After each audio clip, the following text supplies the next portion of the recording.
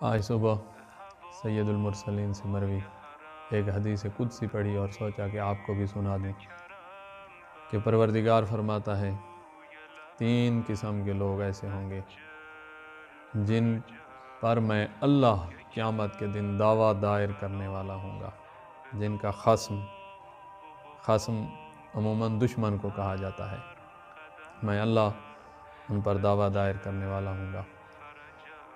ایک وہ شخص ہے جس نے میرے ساتھ وعدہ کیا ہے اور پھر غداری کی ہے، ایسے شخص پر میں اللہ دعویٰ دائر کرنے والا ہوں گا۔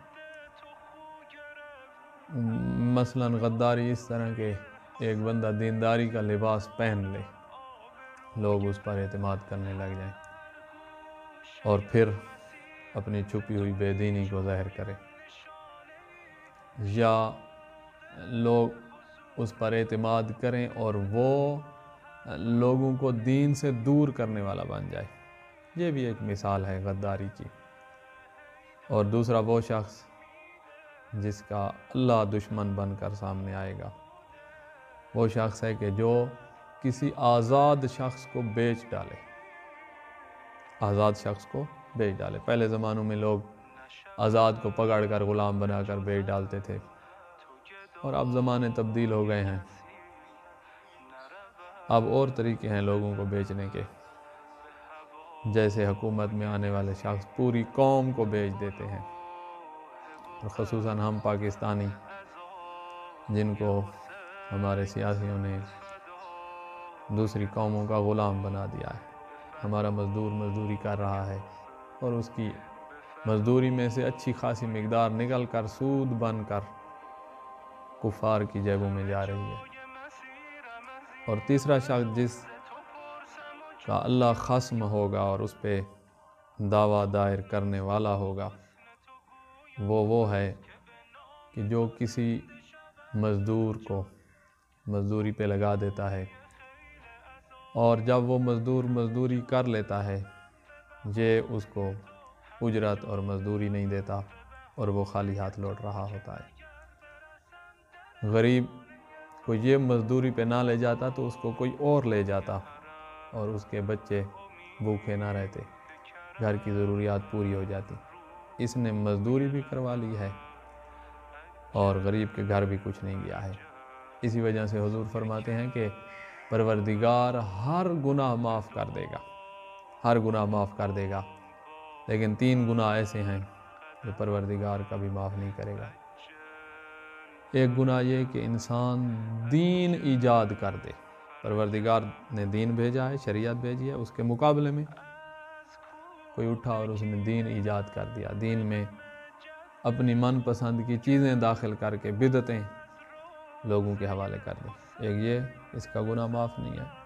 اور دوسرا وہ جو کسی مزدور کو لے آئے اور اس سے کام کروا لے اور پھر اس کی اجرت کھا جائے، اس کا گناہ بھی پروردگار کبھی معاف نہیں کرے گا۔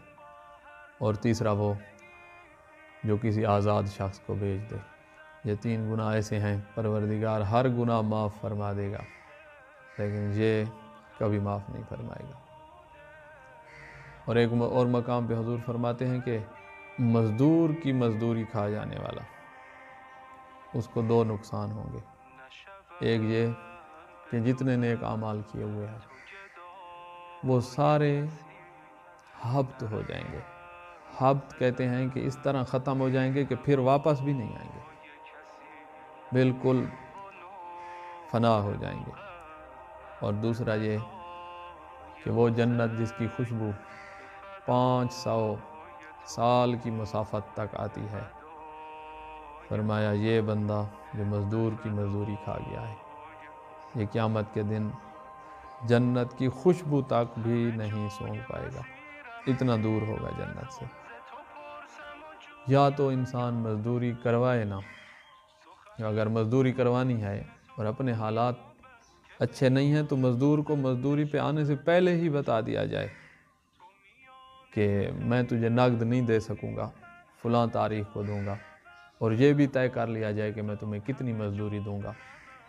یہ طے کر لینا ضروری ہے۔ مولا امام جعفر صادق علیہ السلام سے مروی ہے کہ من کان یؤمن باللہ والیوم الآخر، وہ بندہ جو اللہ پر اور آخرت پر ایمان رکھتا ہے تو وہ کسی مزدور کو ایسے کام پہ نہیں لگائے گا، وہ پہلے طے کرے گا کہ کتنی مزدوری لے گا، مزدوری طے کرنے کے بعد اس کو مزدوری پہ لگائے گا۔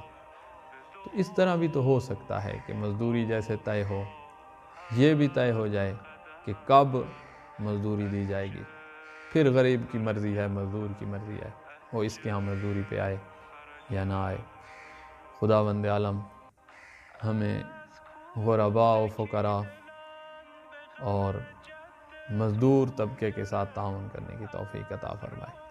اسلام کا حسن یہ ہے، اسلام کا حسن یہ ہے کہ روایات کہتی ہیں کہ مزدور کا پسینہ خشک ہونے سے پہلے اس کی مزدوری دے دی جائے۔ بعض راوی کہتے ہیں کہ مولا امام جعفر صادق علیہ السلام کا باغ تھا، اس باغ میں کام کرنے کے لیے ہم مزدور لے آئے اور ابھی ان کا پسینہ خشک نہیں ہوا تھا، عصر کے ٹائم جب مزدوری ختم ہوئی، مولا نے ان کو پسینہ خشک ہونے سے پہلے ان کی مزدوری عطا فرمائی۔ خداوند عالم ہم سب کی توفیقات میں اضافہ فرمائے۔